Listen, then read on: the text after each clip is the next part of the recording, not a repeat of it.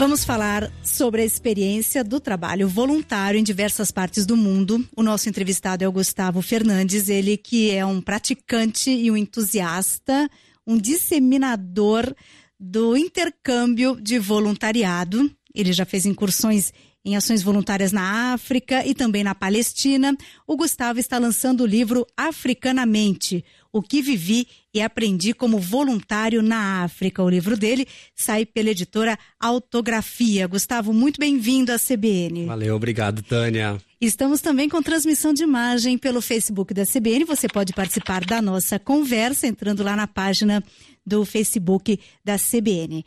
Bom, antes de falarmos da sua experiência, só para entender, porque é um conceito muito novo essa do intercâmbio de voluntariado, né? E tem um outro termo que você não gosta, eu também achei meio estranho, que é o volunturismo. Parece mais comercial, bem né? Comercial, né? Tem uma cara bem comercial. Parece uma coisa meio de picareta. O que é exatamente o intercâmbio de voluntariado, Gustavo? Então, Tânia, o intercâmbio de voluntariado é uma forma mais sustentável de se viajar. Tá? Então, você viaja, entra em contato com outras culturas, com outros povos, com outras pessoas, realiza algum trabalho social, algum trabalho ambiental nesses lugares. Algumas vezes isso banca a sua estadia, outras vezes não, outras vezes você paga por isso. Mas, de qualquer maneira, te proporciona um contato mais real. Então, você deixa de ser aquele turista que só passa pelos pontos mais famosos e começa a ter contato com a comunidade. Então, eu acredito que essa é a grande... mais do que o trabalho assistencialista, esse contato com o povo real é o que mais atrai no voluntariado. Sim, quer dizer, deixa aquela postura do turistão que só vai nos lugares estritamente turísticos para entrar em contato com a realidade daquele país. Exatamente. E atuar, né? E aí o nível de atuação é muito variável? É bem variável, porque muita gente fala assim, nossa, você vai ser voluntário, já pensa naquela coisa médico sem fronteira, você vai pra guerra, vai passar fome, vai correr perigo. E não, na verdade, não é isso. Você tem vários caminhos para chegar lá. Então tem pessoas que gostam, depende da hospedagem, tem gente que gosta de ficar mais próximo da cidade, do meio urbano, outros querem sim se isolar, ficar mais no meio do mato, algumas pessoas querem trabalhar de segunda a segunda direto, outros não, querem trabalhar meio período e aproveitar o resto para passear, para curtir. Então tudo isso dá para se encaixar no voluntariado.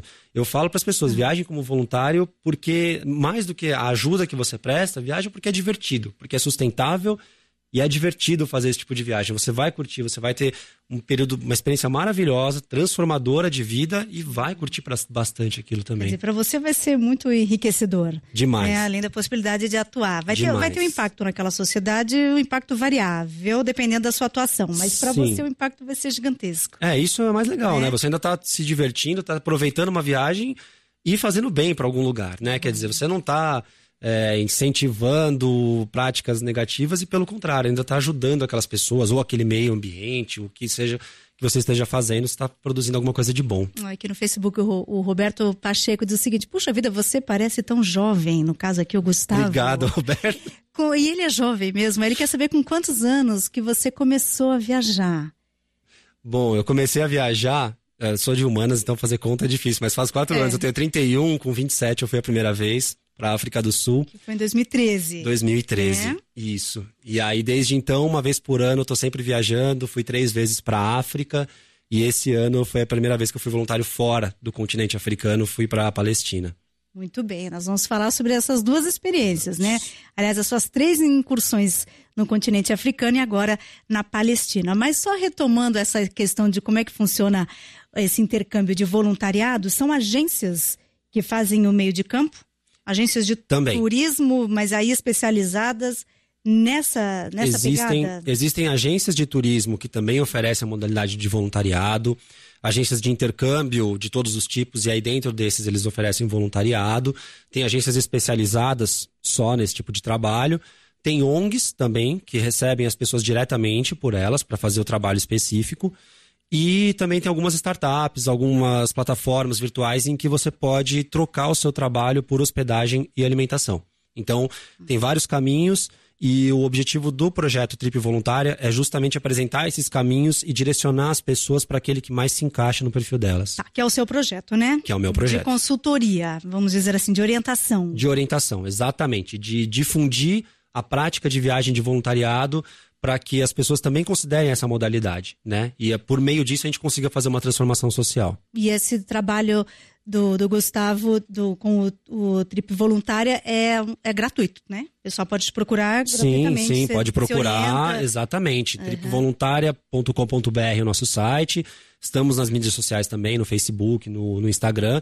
E quem quiser buscar mais informação é só procurar, manda mensagem pra gente, que a gente, na medida da ordem de chegada, a gente vai orientando. As pessoas, geralmente eu falo para as pessoas assim, me conta quanto tempo você tem para passar fora, quanto dinheiro você pode investir, que tipo de trabalho, isso é muito importante, né? Que tipo de trabalho você quer realizar, você gosta de trabalhar com pessoas, você gosta de trabalhar com animais, com o meio ambiente.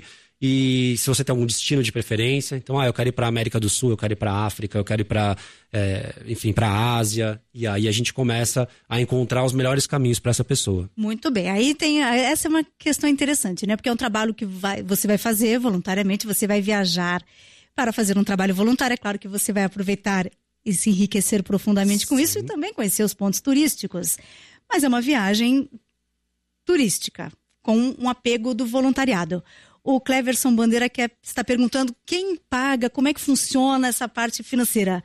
Boa pergunta, A gente Cleverson. paga para fazer a viagem, não é? Paga, exatamente. Exatamente. Então a viagem exige sim um investimento. As agências que eu comentei lá atrás, elas cobram como se fosse um pacote turístico para te dar toda a estrutura de você. Você vai comprar sua passagem, você vai viajar e você paga para ter lá uma hospedagem, uma orientação ao longo de todo esse trabalho, a alimentação que eles vão te proporcionar. E tem também essas plataformas que aí torna a viagem um pouco mais barata, e é uma opção bem legal, porque ela te coloca em contato com pessoas que estão querendo te receber. Então, eventualmente, você vai trabalhar em uma ONG, lá com crianças, e eles, em troca do seu trabalho, vão te oferecer hospedagem e alimentação. Ou seja, aí o grande gasto que você vai ter é com a passagem. Né? Exige sim um planejamento, mas a viagem já cai o custo dela bastante. Sim. Fica bem mais viável. Então, além de tudo, o voluntariado também é um meio democrático, né? Então, mesmo tem gente que não tem problema de investir grandes quantias de dinheiro numa viagem. Agora, tem outros que não. E essas pessoas também, com um pouco de planejamento, conseguem chegar lá. E aí, os países de destino desse tipo de turismo, que é o turismo de voluntariado, são os países mais pobres, justamente porque tem necessidade de uma atuação assistencial? Quase sempre são. São os mais pobres ou aqueles que têm alguma necessidade específica. Pode ser do ponto de vista ambiental, por exemplo. Por exemplo, exatamente. Às vezes o país nem é tão pobre assim, mas ele tem uma demanda ali para receber. E isso acontece inclusive dentro do Brasil. Né? Eu ia te perguntar justamente do Brasil, porque o Brasil tem tantas demandas, seria tão bom recebermos aqui turistas voluntários para dar uma mãozinha. A gente não recebe não, Gustavo? A gente recebe, tem esses programas também, mas aqui tem a barreira do idioma. Então, além da gente falar português, que é um idioma que não é muito falado ao redor do mundo, a gente também não tem a cultura de falar de falar inglês, por exemplo. Então, os estrangeiros têm uma certa dificuldade de chegar aqui, a não ser que eles tenham essa assessoria de alguém para fazer a tradução. Mas a gente recebe, e mesmo brasileiros viajam dentro do Brasil. Então, você pode, por exemplo, ir para o Sul, ir para o Centro-Oeste, ir para o Nordeste, e alguém aqui de São Paulo, né, no caso, para fazer um trabalho voluntário, para atuar. Mas aí tem entidades, ONGs ou essas agências que cuidam desse tipo de turismo aqui no Brasil? Tem. Aqui no Brasil também. Então tem pessoas que fazem trabalho. Já vi gente que faz trabalho no Rio de Janeiro, seja em comunidades, seja no Jardim Gamacho, seja no sertão nordestino, enfim, né? Muita gente que trabalha com permacultura, por exemplo, com agricultura familiar e quer desenvolver isso, precisa de gente para ajudar. Então tem muitas iniciativas bacanas no Brasil. É uma forma de você conhecer um lugar diferente e também colaborar, né? Ganhar uma experiência, até profissional muitas vezes. Sim. E colaborar com a sociedade, com a comunidade. E conhecer esse Brasil, né? Que é absolutamente amplo e com realidades absolutamente diversas. Antes do Repórter CBN, já que você falou que é para o Brasil, há um bloqueio né, dos estrangeiros para cá, que é o do idioma. A Isaura Ferreira pergunta sobre os diferentes idiomas para você que foi para países africanos, foi para a Palestina. Aí esses trabalhos e esses contatos são todos em inglês? E todos em inglês no meu caso. E geralmente é isso que se exige para quem vai para um lugar desse. Você pelo menos saber um idioma, né, que é falado lá, geralmente é o inglês. Alguns lugares é o francês, alguns lugares é o espanhol.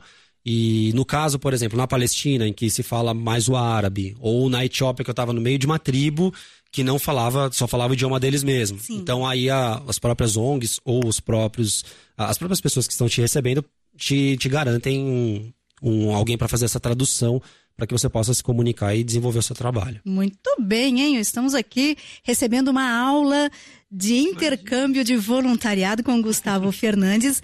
Ele que faz um trabalho gratuito de orientação para as pessoas, de encaminhamento, né? Para quem tem interesse nesse tipo de trabalho, pelo projeto Trip Voluntária, que as pessoas encontram pelo site, também nas redes sociais, né? Facebook, Instagram, Twitter. Muito bem, nós vamos fazer o seguinte, nós vamos ao Repórter CBN, voltamos com o Gustavo, você pode participar, mandar aqui a sua pergunta pelo site da CBN ou então pelo Facebook, estamos com transmissão de imagem pelo Facebook da CBN. Bom, voltamos a entender aqui, a compreender como é que funciona o intercâmbio de voluntariado. O Gustavo Fernandes está aqui conosco, ele que já fez viagens de intercâmbio, 3 incursões pelo continente africano, também foi para a Palestina. Ele que tem um projeto Trip Voluntária, de orientação gratuita às pessoas que tenham interesse em fazer esse tipo de trabalho. E ele que está lançando o livro Africanamente, o que vivi e aprendi como voluntário na África. O livro contando a experiência dele, que sai pela editora Autografia. Você sabe que você está falando e eu estou pensando aqui, puxa, que vontade de fazer um negócio desse. Vamos. E vamos embora. E será que meu filho de 16 anos daria conta? A criança vai, no caso dele não, que é um adolescente, eu tenho consciência disso. Mas a mãe também não ia deixar. A mãe tem uma certa dificuldade, né, de ver o filho crescer. Mas tem pessoas que vão em família, assim, que levam crianças. Como é que funciona? Tem. Para ser bem sincero, eu não vi muitas crianças não nesse meio, mas eu sei que tem ONGs e tem alguns programas de agências que trabalham com a família toda. Então vai a família toda para fazer esse trabalho. E inclusive tem opções de lugares que você pode trabalhar por um dia. Então você vai lá e está viajando como turista e faz um trabalho em um dia só. Agora, por exemplo, uma coisa que a gente não associa muito, lógico, com jovens fazendo esse tipo de viagem. E agora tem muitas pessoas da terceira idade, por exemplo, indo para fazer voluntariado. Eu trabalhei com algumas delas. Então isso é muito legal também, né? Tem pessoas que vão em casal, vão em grupos de amigos, vão pessoal de terceira idade. Então é bem eclético e é bem democrático. É porque se você tem uma atividade, trabalha, você vai nas suas férias do seu trabalho, né? Você pega ali os 30 dias ou menos e vai. Mas se você está aposentado e dispõe de um tempo maior para esse tipo de ação, existem intercâmbios mais prolongados com ações de voluntariado? Tem programas que podem te aceitar por vários meses, até por algum ano, eventualmente. E isso desde dos jovens. Então você vai para lá e troca, né, esse trabalho, acaba estudando junto às vezes, até que eles são mais idosos. Então desde uma pessoa que vai trabalhar uma semana ou um dia, como eu falei, como voluntário, para ter uma experiência, para conhecer aquele trabalho. É óbvio que não vai ser um impacto, você não vai mudar o mundo com isso. Não. Mas é uma experiência enriquecedora para você, né? Para você conhecer aquele trabalho. Sim. É aquelas pessoas que vão passar um ano fora trabalhando pessoas que vão pulando de trabalho em trabalho, né? Então pega um trabalho voluntário aqui, aí depois de alguns meses vai para outro lugar, encontra um outro lugar onde pode se hospedar e trabalhar para se bancar. Enfim, infinitas possibilidades. Né? Eu conheço uma pessoa que faz isso, o Igor Garcia Mesco, que viaja o mundo, Que inveja dele, que inveja do Igor, inveja boa. E aí ele vai ganhando experiência e, claro, aí ele tem o custo da passagem, né? Porque Sim. aí a passagem é o voluntário que paga. A Isaura pergunta se é alguma facilidade para o voluntário na obtenção do visto de entrada nesses países. Não, Isaura, olha, das experiências que eu tive, pelo menos, é procedimento padrão de quem vai como turista, tá? Você vai tirar o visto normalmente, vai pagar por ele normalmente também. Tá. Então aí tem o período também, né, do visto. Tem o período também, então é bom ficar sempre atento para isso, apesar de que a pessoa que vai te receber ou a instituição que vai te receber te orienta 100% nesse sentido, entendeu? Então, que tipo de visto você vai pedir? Se é de turista, se é um visto de trabalho, se você tem que pedir antes, se você tem que pedir na hora, se você vai adquirir isso no aeroporto. Mas isso nunca foi um problema. Então, não tem grandes complicações com relação a isso, porque não. tem os intermediários, né? Que vão te orientar e tal. Aí a Fátima Sanches diz que adorou, que ela é voluntária num hospital pediátrico em São Paulo. O marido é do Médicos Sem Fronteiras, olha só. Ai, que legal. E ela ficou bem interessada nesse tipo de intercâmbio, achou bem legal.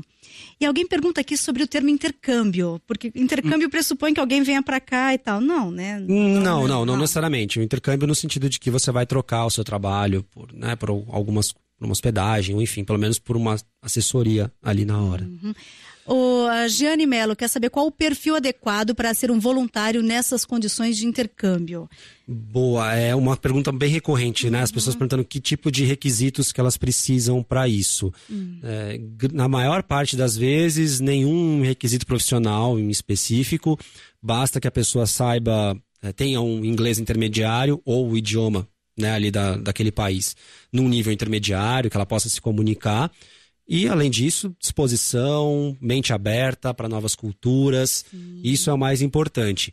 É claro que você pode encontrar trabalhos que estejam mais ligados à sua área. Então, por exemplo, eu que sou da área de comunicação, fui trabalhar em comunicação e marketing para algumas ONGs, mas você também pode ir para trabalhar em construção, em cuidados com pacientes, coisas... aliás, é até mais complicado você encontrar algo específico de uma área, porque aí tem todas aquelas regulamentações que variam de país para país. Geralmente o trabalho não exige nenhuma formação específica, não. Certo. A Natasha Mendes quer saber se isso é um tipo muito recente de voluntariado ou se já existe faz tempo. É que aqui para nós no Brasil é muito novo isso, né? Aqui no Brasil que a gente não tem muito a cultura, já é uma prática, né, de muitos lugares, muitos europeus fazem esse tipo de viagem.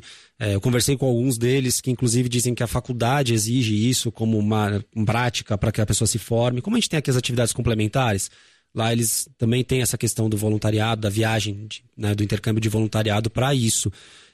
Mas agora que a gente está difundindo isso aqui no Brasil, tem crescido bastante e as pessoas estão conhecendo isso, estão procurando agora para fazer. Muito bem. Bom, o Gustavo Fernandes, que está lançando o livro Africanamente, o que vivi e aprendi como voluntário na África, o livro que sai pela editora Autografia, fala da experiência dele no continente africano. Então você foi em 2013 pela primeira vez para a África do Sul. Para a África do Sul, isso. Aí num esquema assim mais... com uma agência... Exatamente. Comercial, vamos dizer assim? Sim. Eu paguei pelo projeto e fui trabalhar e era, a princípio, só uma viagem de férias em que eu ia realizar esse sonho que eu sempre tive, de ser voluntário na África, mas fui para trabalhar, para auxiliar num hospital infantil e fazer trabalhos bem básicos, como alimentar as crianças, trocar fralda, né, cuidar delas enquanto as enfermeiras cuidavam do hospital e coisas desse tipo. E aí também aproveitou muito para conhecer ali. Demais, né? Até porque a Cidade do Cabo, maravilhosa, né? Um lugar que tem praias belíssimas, tem uma vida noturna super agitada, tem muita cultura. Então, aproveitei demais. E foi lá que deu esse estalo para começar esse projeto. Porque eu visitava lugares ali lindos, lugares maravilhosos. Eu comia maravilhosamente bem, comida deliciosa. E, enfim, várias noites com o pessoal passeando, curtindo, além, é claro, do trabalho, que era fantástico, que era emocionante. E aí eu recebi a mensagem dos amigos pelo celular perguntando se eu estava bem, se eu estava seguro, se eu não estava passando fome. E aí eu falei, caramba, a gente realmente não tem noção do que é, né? As pessoas... Eu tinha essa imagem, a maioria das pessoas tem aquela imagem de África, de pobreza, de tristeza, de vida selvagem. E quando eu cheguei lá, eu vi que, além disso, tem muito mais. Seria a mesma coisa que a gente fala quando a gente ouve que no Brasil é carnaval e futebol. Não é uma mentira, né? A Chimamanda, a autora nigeriana, fala muito isso, né? O problema do estereótipo não é que ele é mentiroso, mas que ele é incompleto. Então, nós temos sim o carnaval e o futebol, provavelmente o melhor do mundo, mas a gente tem muito mais outras coisas aqui. E foi isso que eu senti lá, e aí... Na África do Sul, daí... na Cidade do Cabo, quer dizer, uma cidade grande, absolutamente urbana, né, desenvolvida... Mas você também teve experiências diferentes na África, Tive. né? Na área rural, depois quando você foi pela segunda vez. Isso. Aí no Zimbábue. No Zimbábue, a segunda vez eu fui para lá, para Vitória Falls, que é uma cidade turística também, mas eu já fiquei vivendo muito mais em contato com a natureza, eu estava no meio de um parque nacional, e aí eu já fui trabalhar na área de comunicação, mas de uma ONG que cuida de preservação ambiental. Então era um contato muito grande com os animais selvagens, com a natureza, muito mais isolado do meio urbano, não eram grandes cidades. O Zimbábue também é um país, né, muito menos desenvolvido economicamente, né, do que a África do Sul. Então já foi uma outra experiência dessa, né, bem diferente. E aí, em 2016, na Etiópia, quando eu voltei para lá pela terceira vez, era um país que eu queria muito conhecer. E aí lá sim, eu fui viver um mês com uma tribo indígena no meio do nada, isolado de tudo. Eu brinco que lá eu passei um mês tomando banho frio e cerveja quente, porque porque não tinha energia elétrica, então a gente vivia realmente junto com eles da mesma forma, né, que eles viviam. Foi uma experiência, um intercâmbio cultural gigantesco. Um choque, né, com os rituais, eu fiquei sabendo que você... e aí é que tem questões ali muito sérias, né, na relação com as mulheres e tal, e que dá um choque. E como é que faz para, ao mesmo tempo, respeitar aquela cultura, mas o estranhamento... Como é que são esses rituais? Só pra gente ter uma ideia. Essa parte, quando eu falo de mente aberta para quem viaja, eu acho que é muito importante, né? E o brasileiro geralmente não costuma ter problema com isso. O brasileiro consegue respeitar. Quando ele chega num lugar, ele entende que ali é uma cultura diferente da dele, ele respeita isso, né? Mas, de toda forma, é claro, eu cheguei nessa tribo, a tribo Hamar, na Etiópia, e eles têm alguns rituais em que existe uma certa violência, principalmente contra a mulher. Então é uma sociedade muito patriarcal, em que a mulher... faz grande parte do trabalho, em que ela é submissa aos homens, né? Então, choca muito pra gente que chega, né?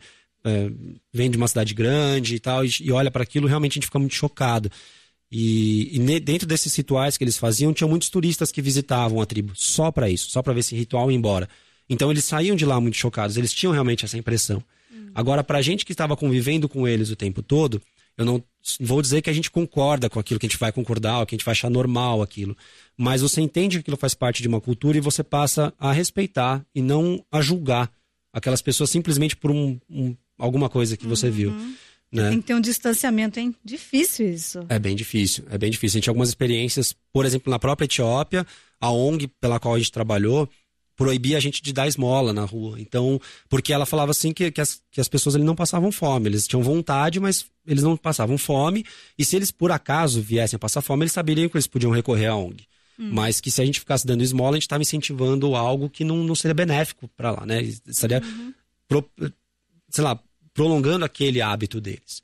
Então, um péssimo hábito, né, no caso.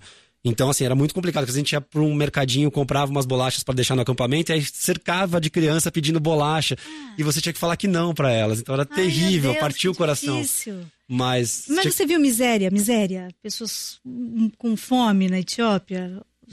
Vi. Não, acho que no Zimbábue eu vi mais isso. No Zimbábue, assim, quando você vai para algumas terras bem distantes, a gente ouviu falar muito do Zimbábue ultimamente, né, por conta da queda do Mugabe. Então... realmente era um país que tem uma dificuldade muito grande de se conseguir emprego.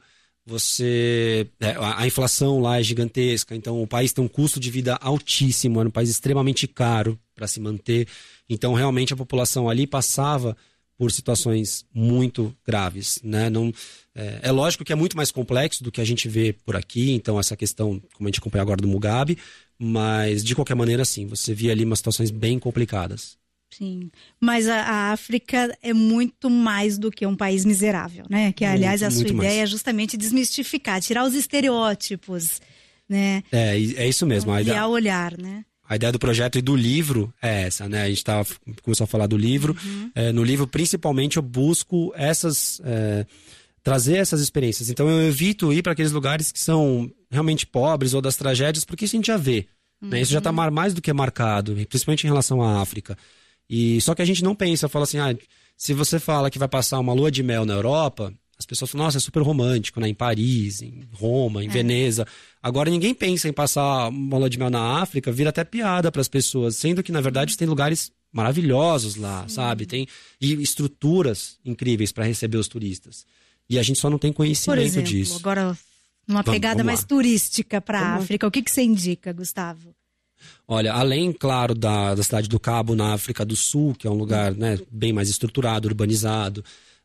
O próprio Zimbábue, em Vitória Falls, é um lugar que tem hotéis maravilhosos, hotéis até bem luxuosos, né, para quem gosta desse tipo de hospedagem, hotéis extremamente luxuosos, e diversas atrações, desde o ecoturismo até turismo ambiental.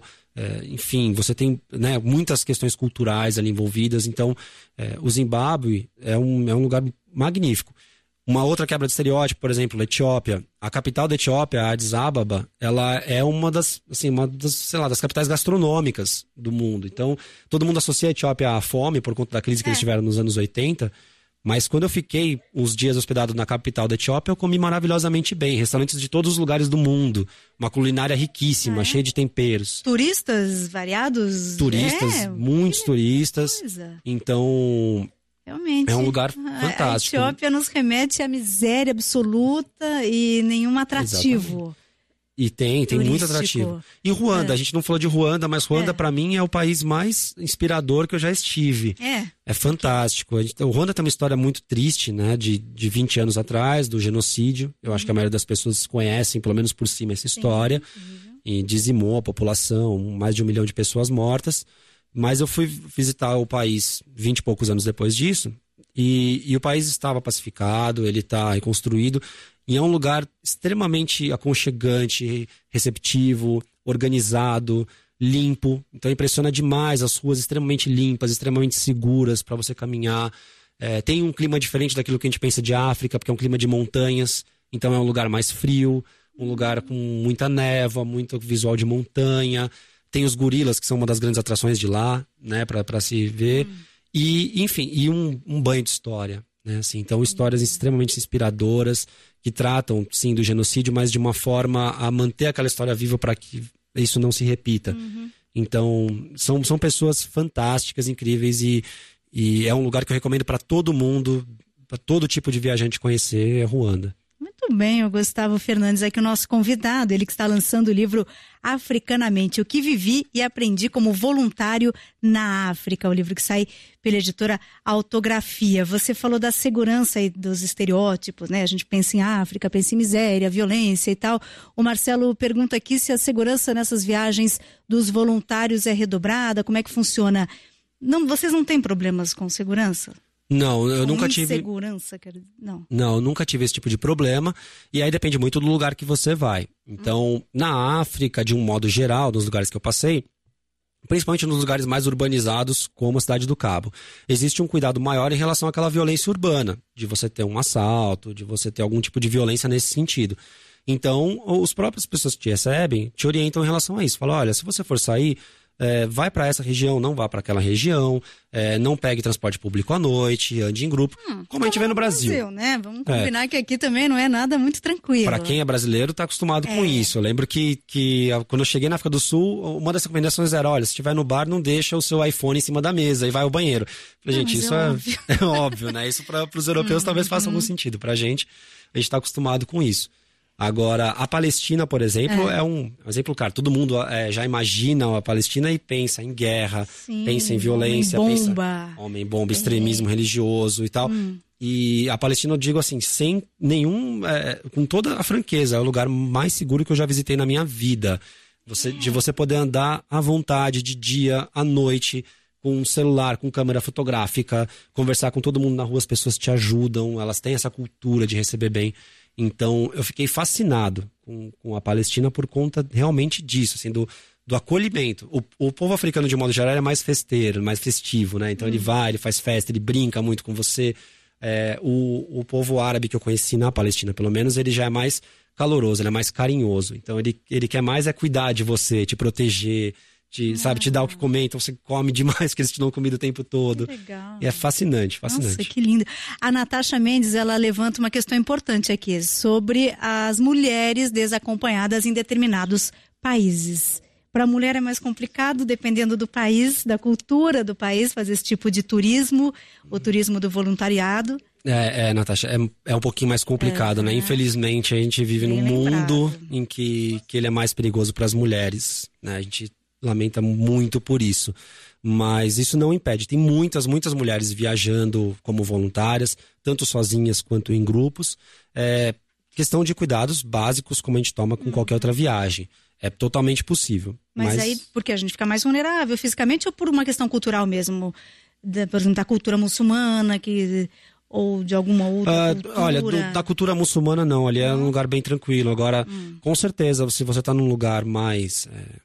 que seja, né, um outro tipo de sociedade na África, eu vi em alguns lugares que eram assim, que a mulher não poderia sair sozinha, principalmente à noite. E o homem, sim. Não simplesmente por uma violência. Bem, eu fui para Istambul, na Turquia, sim, que é uma exatamente cidade super isso. Cosmopolita, e também não ousava sair sozinha. Então tem muito isso, né? O importante é ter essa cabeça aberta de entender que a gente não está indo lá para impor a nossa cultura ou impor as nossas verdades. Por mais que a gente não concorde com aquilo, eu vivi muito isso algumas vezes, né? Então o pessoal falava, olha, não chega depois de tal horário aqui no alojamento porque pega mal, as pessoas falam. E aí alguns voluntários batiam de frente, falam, não, mas é meu direito e tal. E não é bem assim, né? A gente sabe que a gente está num outro lugar, então vamos primeiro aprender a cultura daquele lugar, e aí depois sim a gente tenta, por meio do diálogo e da troca de experiências, colocar a nossa visão. Sim, pois é, mas nós que estamos na casa deles, né? Então isso é importante de lembrar. Bom, Gustavo Fernandes, o tempo já está terminando. Eu queria que você falasse sobre essa coisa dos leões. Você que esteve na área rural lá no Zimbábue. Aí tem um momento no livro que você fala sobre, enfim, como é estar próximo aos leões. Mas é próximo mesmo? Próximo. Inclusive, essa ONG que eu trabalhei no Zimbábue, o principal trabalho deles é a preservação dos leões ali, né? Tentar aumentar a população de leões. Então, 2 casos rápidos que eu conto sobre isso, né? Que é sobre a questão do medo. As pessoas falam, nossa, você não teve medo de ficar perto deles e tal. Ou, né, eles não estavam dopados, né? Eles não estavam drogados para você chegar perto deles. E aí é uma outra quebra de estereótipo, né? O leão, ali a gente aprende, ele vai te atacar por 2 motivos. Ou se ele estiver com fome, ou se ele se sentir ameaçado.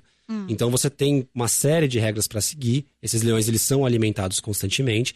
Eles não estão dopados porque, na verdade, a intenção é soltar eles na natureza. Então eles são treinados, eles saem para caçar aos poucos e tal. Fazem essas caminhadas. Então você tem uma série de cuidados. Você não pode, por exemplo, dar as costas pro leão. Você não pode correr, não pode se deslocar do grupo. Não pode passar a mão na cabeça dele. Isso que eu ia perguntar, um cafuné não rola. Não rola. Você pode até passar a mão no corpo dele, mas na cabeça não. A juba não eles já não gostam, assim, né? Só quem realmente está muito acostumado com eles e consegue fazer isso, né, com segurança. E aí eu comento, falo, realmente isso, né? Como que o medo muitas vezes é fruto do nosso desconhecimento. Porque no momento que a gente conhece alguma coisa, a gente pode até ter cuidado com aquilo, mas não medo, né? A gente já conhece, sabe como lidar. E foi a mesma coisa com o Ebola, né? Eu lembrei disso porque em 2014, quando eu estava indo para o Zimbábue, minha segunda viagem, estava no auge da epidemia do Ebola e as pessoas estavam desesperadas, falando, você é louco, você vai para a África no meio do Ebola e tal. E aí eu lembro que eu postei uma foto nas minhas redes sociais que mostrava que São Paulo estava mais próximo da região do Ebola do que a cidade que eu ia ficar no Zimbábue. E eu falei, tá vendo? Às vezes é uma questão de desconhecimento nosso, né? A África é gigantesca, tem mais de 50 países ali. E a gente olha para aquilo como se fosse uma coisa só. Claro. Né? Então, eu falo como o medo muitas vezes é fruto do nosso desconhecimento das coisas. Muito bem, nossa, que viagem, hein? Que delícia. Bom, o Gustavo Fernandes, ele tem um trabalho, um projeto, chama Trip Voluntária. Então, se você achou bacana fazer uma viagem como essa, né, um intercâmbio de voluntariado, o Gustavo pode te orientar. É uma consultoria que ele faz gratuitamente, é um trabalho justamente para disseminar esse tipo de ação voluntária pelo mundo. Como é que as pessoas te encontram, Gustavo? Então vamos lá. O projeto Trip Voluntária está na internet, no site tripvoluntaria.com.br. Lá vocês encontram uma relação de agências, de ONGs, de startups que oferecem voluntariado e também podem entrar em contato com a gente para tirar as dúvidas. Como a Tânia falou, é uma consultoria gratuita, né? E além disso, para que a consultoria continue gratuita, a gente produz outras coisas, como por exemplo o livro Africanamente, que é um livro que eu escrevi com as minhas experiências de como voluntário na África. E posso falar do lançamento já? Opa, vamos lá. Ele vai ser lançado depois de amanhã, dia 7 de dezembro, no Patos Cada Bar, lá em Pinheiros. Em São Paulo. Em São Paulo, na zona oeste de São Paulo.